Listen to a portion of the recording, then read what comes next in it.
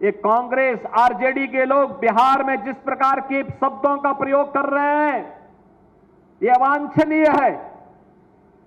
ये राजनीति की मर्यादा को पूरी तरह पतन के गर्त पर ले जाने का उनका कृत्य है और शोभनीय है।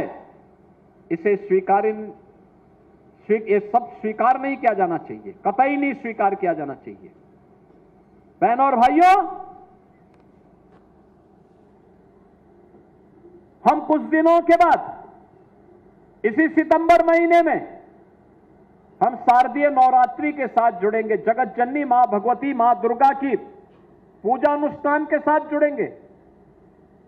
हम दुर्गा सप्तशती की पूजा करते हैं और दुर्गा सप्तशती में हमें एक बात का उल्लेख बार बार हमें करने को मिलता है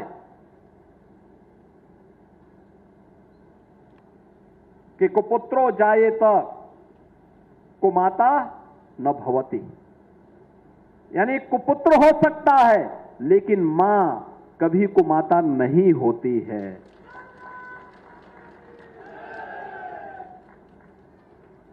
प्रधानमंत्री मोदी जी की मां के प्रति जिस प्रकार के शब्दों का प्रयोग कांग्रेस और आरजेडी के नेताओं के मंच से हुआ है, यह भारत 140 करोड़ भारतीयों का अपमान है, हर मां का अपमान है, हर भारतीय का अपमान है।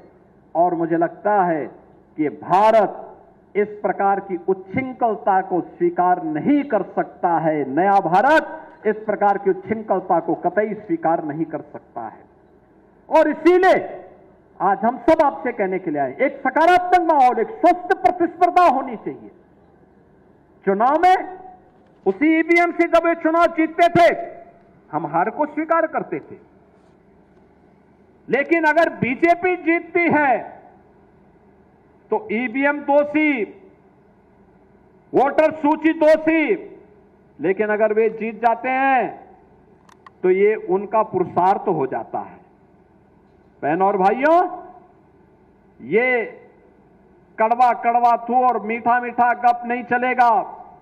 ये विपक्ष का इंडी गठबंधन की ये नकारात्मक राजनीति तुष्टीकरण की हद तक जाकर के देश को गुलामी की ओर धकेलने की राजनीति है।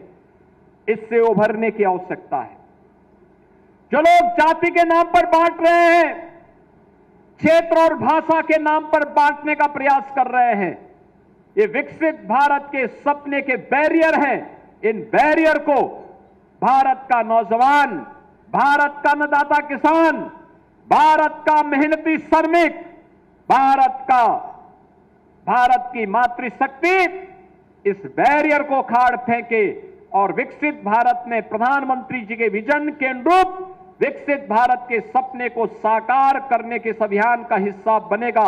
इस विश्वास के साथ आज हम सब आपके पास गीड़ा में आए हैं।